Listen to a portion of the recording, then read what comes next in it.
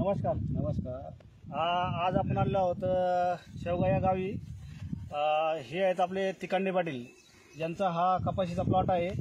आपण यांना सुरुवातीपासून बेसल डोस असेल, ड्रिचिंग असेल, फवारणी असेल, हे 100% यांना आपण धन्वंतरीचे प्रोडक्ट दिलेले आहे. आज यांना आपण ड्रिचिंगमधून RPS 76 दिलेलं आहे. त्यानंतर आपण यांना दुसरी ड्रिचिंग RPS 76 आणि बॅक्टोरची दिलेली आहे. आता हा प्लॉट जवळपास 2 महिन्याची लागवड आहे समजा झालेली. तर यांना 2 महिन्यामध्ये या आपल्या धन्वंतरीचे प्रोडक्टचे काय काय रिझल्ट आलेत ते आपल्याला हे स्वतः सांगणार आहेत. तुम्हाला धन्वंतरी प्रोडक्ट वापरून काय काय रिझल्ट आले थोड्यात? म्हणजे आम्ही जवळ 6-7 वर्षापासून इथे काम करतो, पण आजपर्यंत आम्ही म्हणजे सर आपले नियमन दुसरे औषध वापरायचं.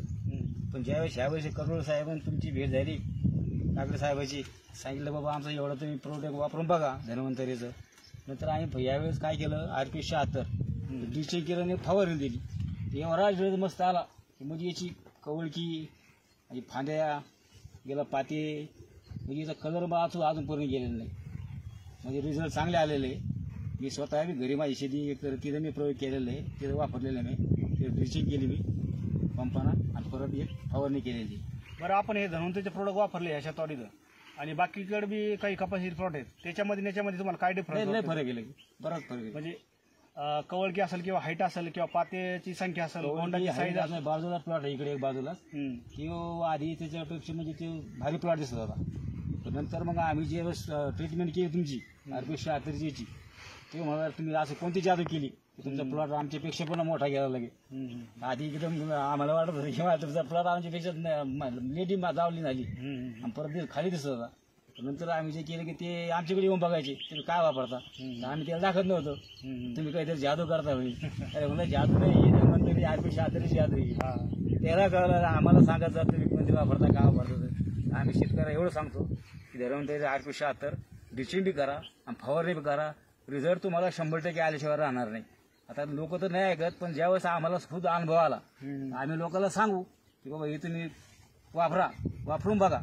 ते काही जास्त महाग नाही, महाग बी असं त्याचा रिझल्ट एकदम येतो. बाकी ते फवारणी भारी भारी करता त्याचा रिझल्ट येत नाही, असं होतं कधी कधी. बरं, आता फांद्या बघा. आज रोजी समजा ज्या प्लॉटमध्ये गळ, पात्याची गळ असेल किंवा बोंडाची साईज असेल, त्याच्यामध्ये काही डिफरन्स वाटतो का तुम्हाला? याला म्हणजे अजून बघा ना, एक पातं सुद्धा खाली पडलेलं नाही. हे बघा खाली एकदम क्लीन जागा आहे.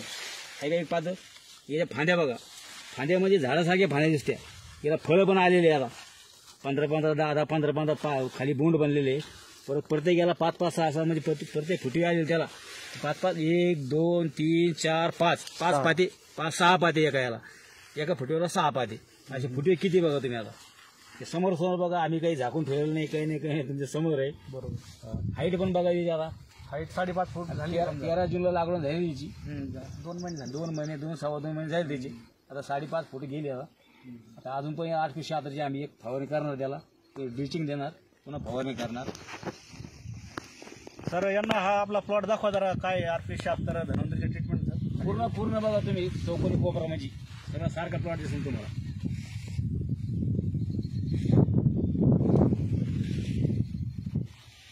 जबरदस्त प्लॉट. म्हणजे लाल कोळी नाही, अजून नाही, काहीच नाही, अटॅक नाही, काहीच नाही. पूर्ण कवळगी राहतो. आणि हाईट वाढू शकते अजून 1 फूट हाईट वाढणार अजून. ट्रीटमेंट जर वापरली तर 100% देतो फायदा मिळेल.